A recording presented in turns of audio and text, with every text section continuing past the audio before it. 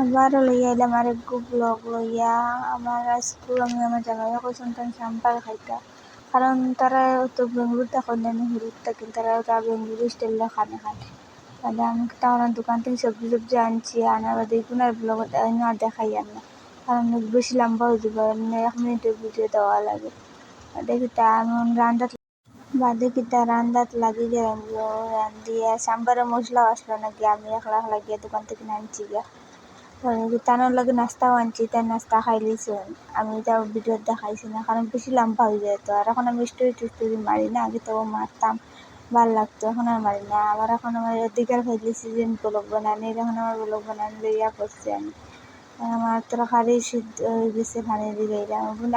তারা স্টাইল তারা কাছ থেকে শিখেছি রান্দাইতা।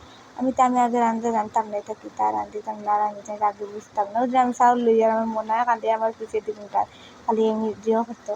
আর এমনি জিমও আসলে জিম থেকে নাই গেছে, নাই হতো হয়তো আবার রান্ধি দিয়েছি, তাই জানতো না, কিন্তু আমি রান্ধি দিয়েছি। হঠাৎ করে দেখছেন আমি রান্ধি দিয়েছি, হয়তো তুমি রান্ধি দিয়েছি না হয়। তারপরে কিতা ডিম আর শুধু ডাল দিয়ে খাওয়া